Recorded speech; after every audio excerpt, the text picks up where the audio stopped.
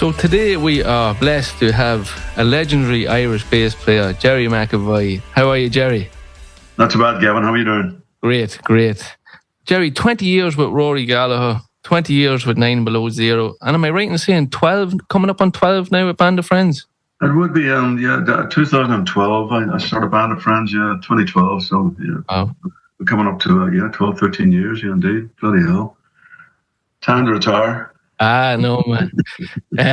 You're still smashing it. I was watching there. You were just on tour. You're just back from, you were in England, Isle of Man, Spain, I believe, as well. That's right, yeah. We've done a bunch of shows out there, yeah. Good time. Yeah, that was great, yeah. Yeah, we did it as a three-piece, just for a change. Brendan O'Neill on drums, Brendan played with Rory for 10 years, from 81 to 91. And a young guy from the Isle of Man who lives now in Chicago, Davey Knowles, a great guitar player, great songwriter, great voice.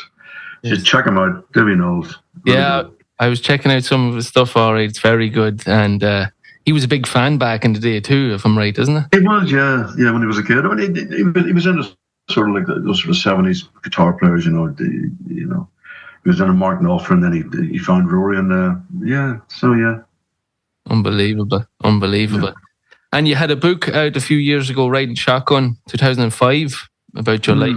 Yeah. Fortunately, I was finding it hard to get my hands on it. I'm mad to get a read of it. Is it being published again, or? It's going to be republished with a couple of extra chapters. Cool. We're just waiting for the timing, to get the right timing for it. It'll be sometime this year. Cool. I know. I mean, I've checked it out on Amazon, and that's just stupid prices. It's crazy. Yeah. That's one of the things I need to get this year, because one of my mates. I haven't got it. Yeah. One of my mates was telling me about it, and I was asking for a lend of it, and he says, "I'm just wrapping up the end of it." He's like, "It's a fantastic read. It's unbelievable how much detail it goes into, and your whole life." So let's go back to that maybe a little bit, Gerry. So what was your first memory of music growing up in Belfast? Well, the family were fairly musical, actually. My grandfather was a mandolin player, and he was on the road during the 30s and the 40s, playing Keelys and whatever else, And my mother sang, and my father was a harmonica player. Nice. So I was brought up in a fairly musical family.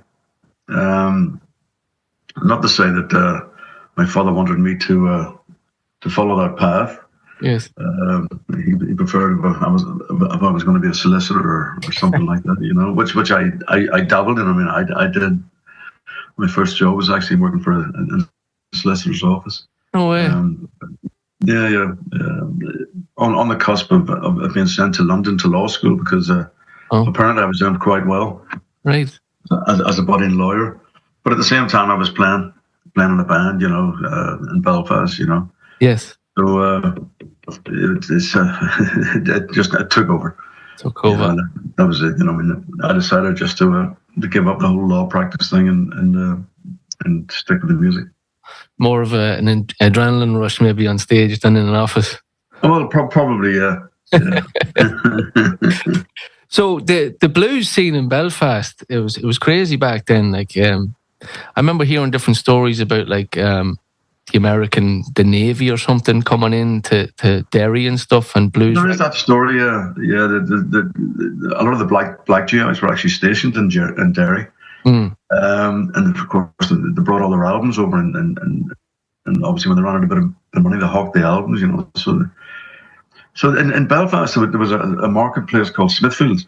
It's quite a well-known marketplace, and they'd have there's a couple of records stores, and they had an amazing collection of blues records for whatever reason, and people reckon, or I've heard that story, that's one of the reasons why, because the black GIs, they were hard up for money. They would hawk their LPs. I mean, I know Van Morrison's dad, he had an amazing blues collection. Yeah. Thanks to that, thanks to because they were so accessible in Belfast, Yeah. Amazing. What kind of stuff you? I know you're a big fan of Muddy Waters and that. What else were you kind of listening to or picking up at a young age? When I was a kid, I was listening to in the 60s. I was first turned on by the Shadows. Right. Way before your time. Sort of, they were an instrumental group. Right. The Shadows. And they used to be on Sunday night variety shows on TV, and like in the. First of all, they look great, and they were great, and that was my first sort of turn on to that sort of rock type, rock and roll, whatever you want to call it. Mm-hmm. And from there on, I mean, I got into Paul McCartney, got into the Beatles, I started listening to stuff like that, and then further down the road, Cream with Jack Bruce, and listen to him playing bass, and eventually Muddy Waters. I mean, which just turned my life completely. Wow, yeah, that's a nice selection of music there. Cream and Paul McCartney, like Jesus, there's a lot of different factors in the pot there. It was a nice one. Quite a eclectic mixture of nothing else. A very good one, I should say myself. So, was it your first band? It was Pride? Is that what I'm right in saying? And then it changed name to Deep Joy.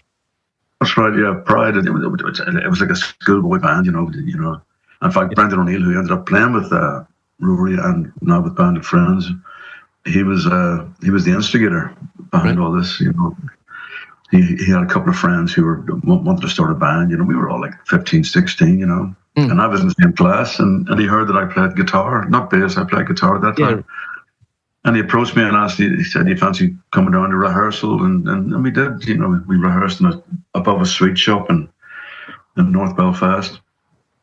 And that was the start of it.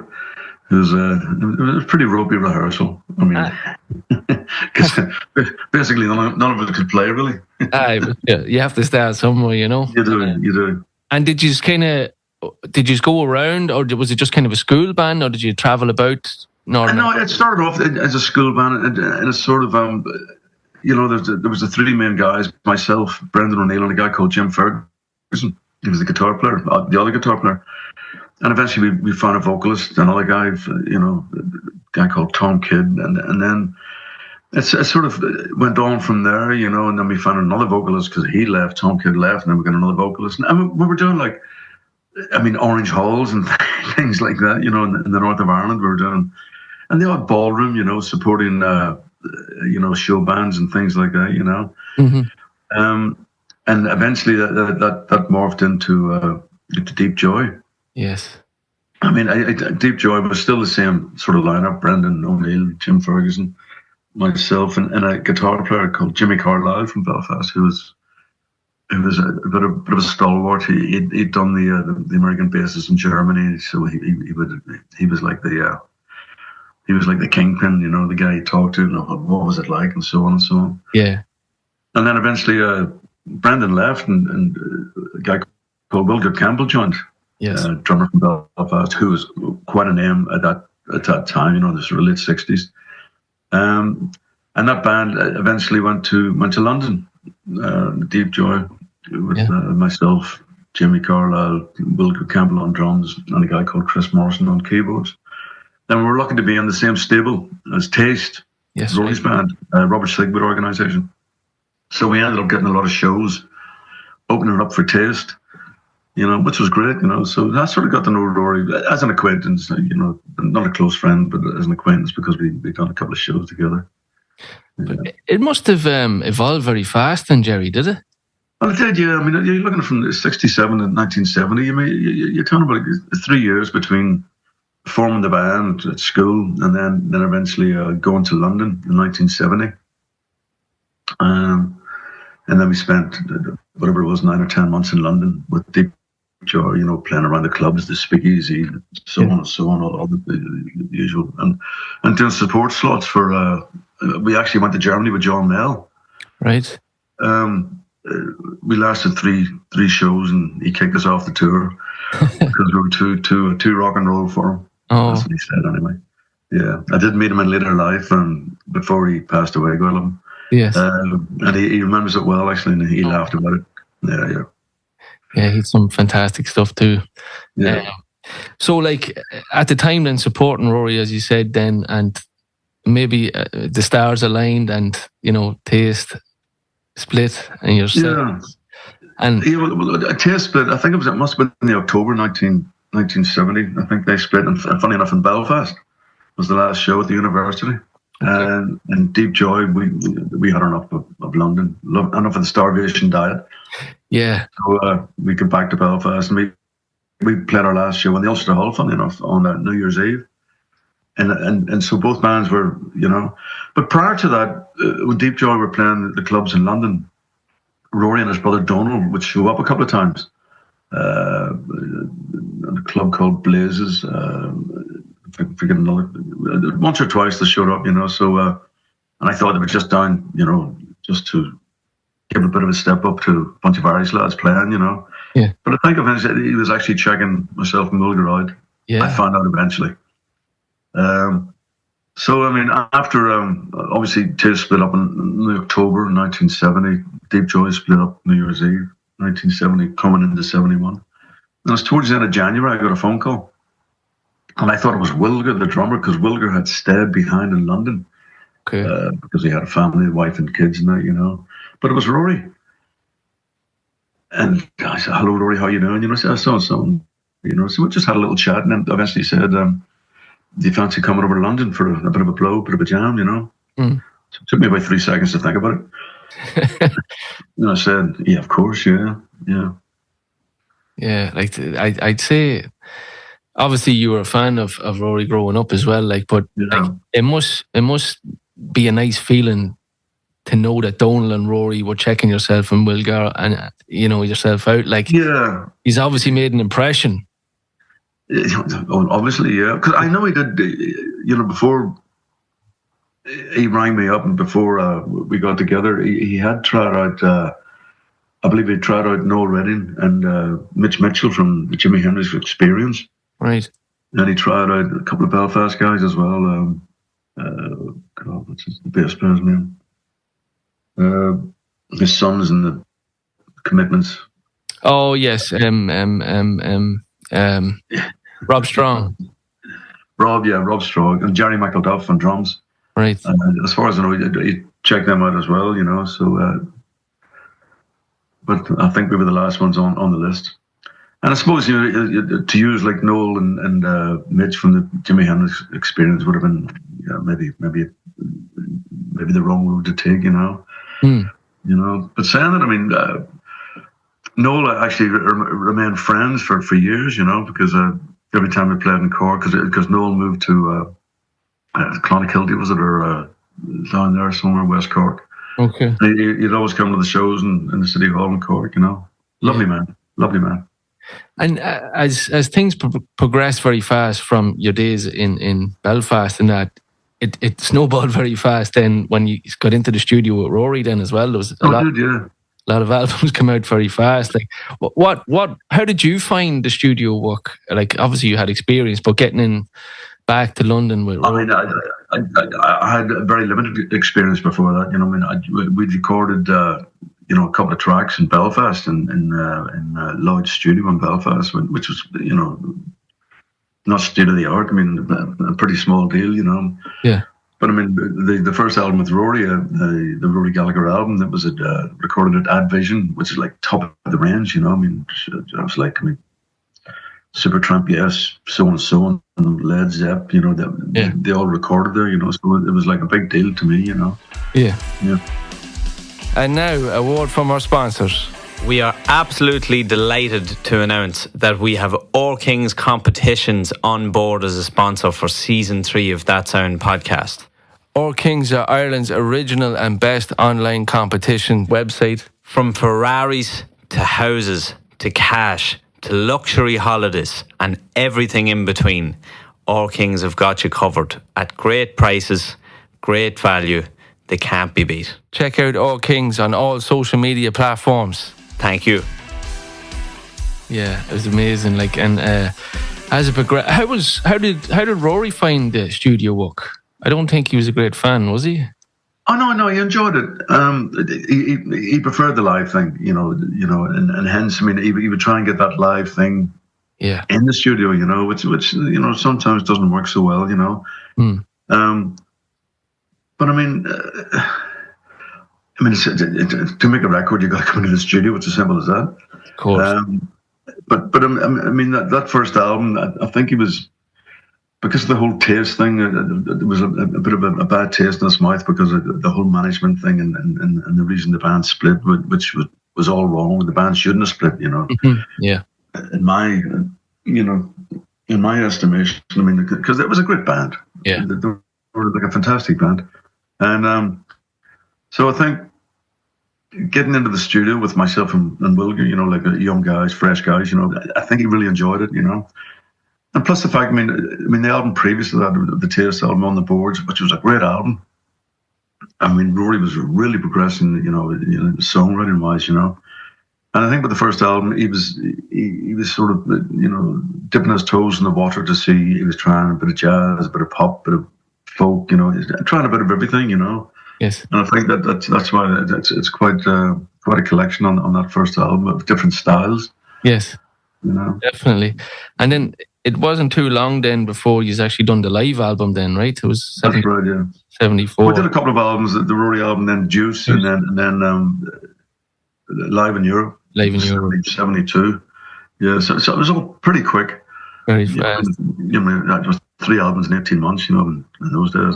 I mean, you know. How did you find it? Like, obviously life was hectic and you were going from gig to gig and recording and that. Like, was it a whirlwind? Like, how, like, honestly, on your mind and your body, like, was it tough? Not really, you know, because don't forget, I was 19 when I joined Rory. I was a kid. Yeah. It was loads of energy. Yeah. You know, and we were all young. I mean, Rory was only 23. Yeah. Wilger was the oldest. He was 24. You know, so we were young men, you know. I mean, you didn't worry about the travel. I mean, the travel was never that difficult. We always traveled in a car. I mean, the back line went in a van, you know, in the early days, you know. And not long after that, we're in the States. I mean, I was 19 and I'm playing the Whiskey A Go-Go in Los Angeles, you know, in Hollywood. And I'm thinking, God almighty, 19 years of age and I'm here, you know. So yeah, it wasn't a trudge. It was great. It was great. It was great. Yeah. He's definitely, like, I know obviously it's the Rory Gallagher band or whatever, but I have to say I did attempt to play bass when I was younger. I wouldn't even call myself a bass player, but the little bit that I do know, like, as a 3-piece when you were, like, how you complimented Rory was absolutely exceptional. Well, thank you. It really was. Like, how Wilger and yourself, like, as Rory would on a stage do his thing, and you two guys in the pocket holding everything together. Like, I definitely think you should get more credit. Like, you know, fantastic. And one question I wanted to ask you, because maybe on the live sets as well, where there was no set as such, there might have been 1 or 2 songs. Did playing rhythm guitar really help you in that 3-piece kind of? It did. Yeah, massively. It did. Yeah, absolutely. Obviously, because I knew what Rory was playing. I mean, chord-wise, you know, yes. I could tell what he was playing, and I think that's what helped. With the very first rehearsal we did, when Rory rang me up and I went over to London and rehearsed in this little studio, I think he saw that in me, you know, that I could read, that I could see the chords he was playing, so I could just play it straight away, you know. I mean, so that helped as well, you know. And it was, I mean, over the years, I mean, you know, there was a sort of telepathy between myself and Rory. You know, a lot of people have pointed that out, and I believe that, because I could sort of see what he was going to play before he played it, and vice versa. He could do the same with me. So there was something unique there, yeah. Definitely was. Even during the week there, I was kind of refreshing my head for a chat here, and I was watching some older stuff on YouTube and that, and how you all, like, you done your thing as you did, but like there was always a little eye just kind of thrown over to see where he was, and to yeah. Like, I really think you kept it all together as well, which really complemented the whole band as a whole. Equipment wise, then, Gerry, you had a range of kind of different stuff over the years. Yeah, I mean, initially, Donald knew this amplifier company in Germany, in Hamburg, Stramp, a guy called Peter Struven, who owned the company. So we started using his amplification. It was basically, it was like a Marshall setup. Okay. You know, I had like a 100-watt Stramp amp and two 4x12 cabs. And it was great. I mean, in those days, it was like there was no monitors in those days. You just sang into the microphone and listened to everybody on stage. So you had to be aware of the volume on stage. I mean, how you played, you know. I mean, things were starting to be mic'd up out front, but at the same time, there was no monitors, so you had to rely on hearing each other, basically, and it was great. It worked. I think monitor systems sometimes can do the opposite, Yeah. It can throw you down a false track, Even the recording process too back then would have been obviously a lot different too. Oh, it was, yeah. Well, it wasn't digital, Oh, yeah. It's funny, I was talking to a guy, I'm not sure if you're familiar with Cormac Neeson from The Answer. Oh, yeah. Yeah, I was talking to Cormac during the week and Pat McManus, actually. I caught their show when Ireland rocked. They're doing... All right, I've heard about this, yeah. Yeah, but Cormac has a new band coming out now called California Irish. And he was telling me that they went to Devon to record and they done it back, all just tracks, nothing. Oh, right, okay. Real nice. Yeah. Looking forward to catch that. But back to yourself. So bass guitars then, you had Thunderbirds, Stingrays. I think you had that with 9 Below Zero, is that right? Yeah, with the Stingray, I used that with 9 Below Zero. I still got that thing, It's but I'm a P bass man myself, precision. Yeah. I mean, that's my favorite, Did you get one in San Francisco, 63? Is that? Am I right in saying that? That's right. I still use that to this day, actually. In fact, I use it with a band of friends quite a lot, yeah. Yeah, it's a nice... I seen it myself there and some stuff. And then Silvertone that you picked up in Milwaukee. That's right, yeah. Yeah. We both did, actually. Rory bought a Silvertone 6-string and I bought the 4-string and the bass, yeah. Yeah, that's a great instrument. I mean, it's a Dan Electro. Yeah. Dan Armstrong, but it was they called it Silvertone, and they used to sell it in like department stores and things, very cheap, Yeah. But a great sound. I use it actually here a lot for if I'm recording stuff, One thing that Luke asked me to ask you was about Donal and Rory. He had read or heard somewhere that they were, like when you were out on the road in America, that they were fond of, we'll say, buying certain equipment that more so mad. Yeah. Well, during the early 70s, everybody was doing it, because you could get some amazing deals, towards the middle of the 70s, everybody caught on by that stage, so the prices obviously went up, but you get some amazing deals, like in pawn shops and that. Rory myself, every time we checked in, if I had a day off, straight down to the pawn shop. Right. You wouldn't know what you'd find. Hence Rory's collection. Yes. Speaking about the collection, were you happy what way the guitar ended up, the Fender? Yeah, I'm glad it ended up in Ireland. Yeah, me too. Most definitely, Me too. Prior to the auction, I did a thing with the Crowleys, Sheena Crowley, okay, daughter of the guy who sold Rory the Strat in the City Hall in Cork. With a bunch of Irish musicians, just to raise money to buy the Strat. Obviously that didn't happen. Yeah. But I know Dennis Desmond, I think from Live Nation. He which is great. It's brilliant. Yeah, really. And especially Dennis he's a Cork man as well. So eventually it will go back to Cork as well, to his back home. Yeah, I'm glad it ended up in Ireland. Yeah, we had a chat on one of our podcasts too. Like, it would be such a shame for it go to some collector with just way too much money and sit somewhere where it deserves. Sticking under his bed and never be seen again. Yeah. No, I'm really happy, and I'm glad that you're happy too. What else was I going to ask you? Like, you've been on some obviously amazing tours and that. Any memorable shows or any? I think I was listening to a podcast that you were on about how Rory had influenced some other musicians in his songwriting. Was it maybe Bob Dylan? I know Bob was a fan. Yeah. Bob, I'm calling Bob Dylan Bob. Sorry about that. Yeah. Mr. Dylan was a fan. Mr. Bob Dylan, sorry. He loved a couple of tracks that Rory recorded, that Rory wrote. He actually came to a show when we played in the States during the 70s. We played the Shrine Auditorium, remember that?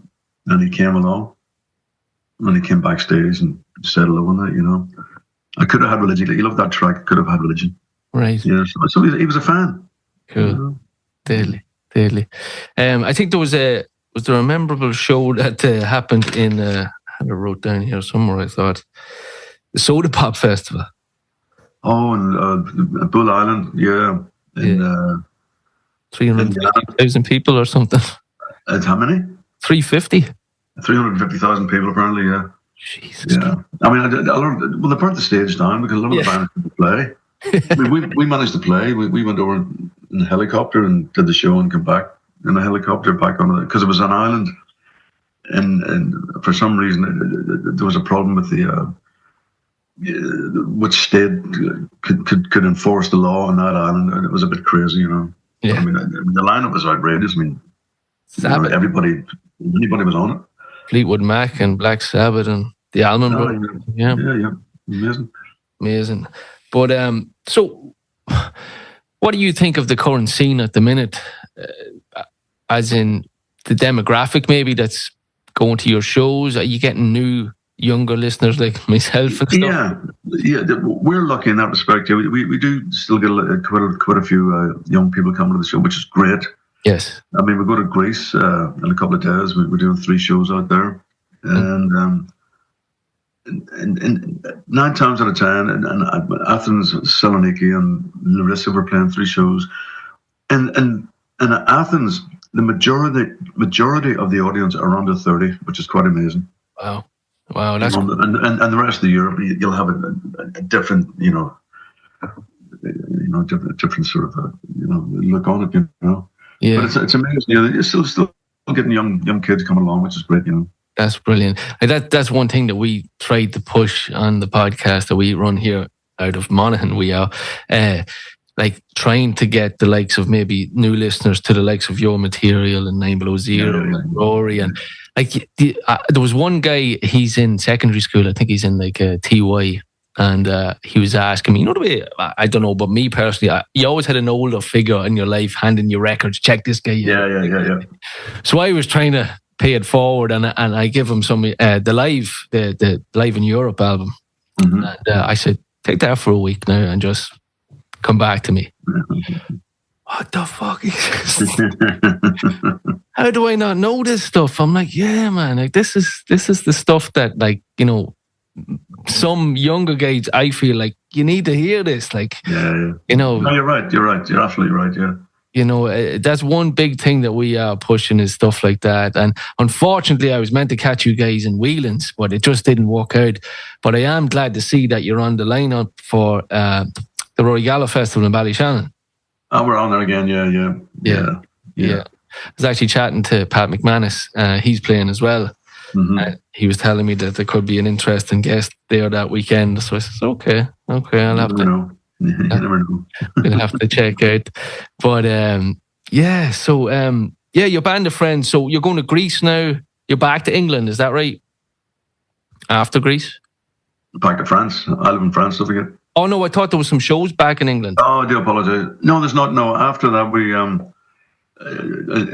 March, April. It's quite a big German tour. Oh, German tour, nice. Yeah, it's about a month long. Yeah. Wow.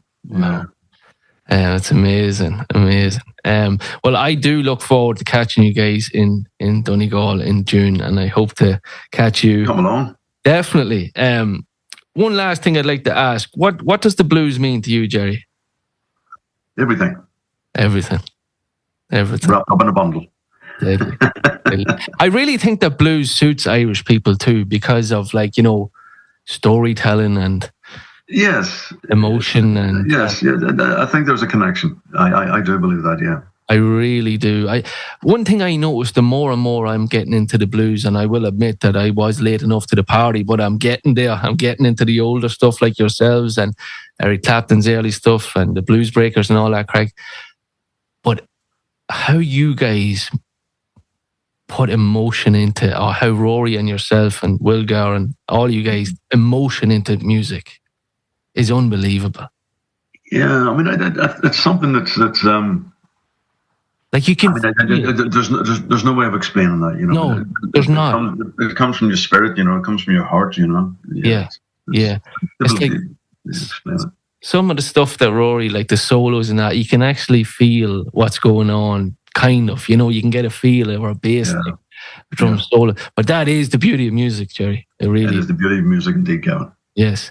Well, Gerry, it's been an absolute honour chatting to you, and I don't want to take up any of your time. No problem. As I said, we hope to catch you in the summer up in Donegal, and wish you the best. Come and say hello. Yes. Well, best of luck on the rest of your tour. Cheers, Gavin. Bye now. Cheers. Bye, everybody. Bye now. Bye.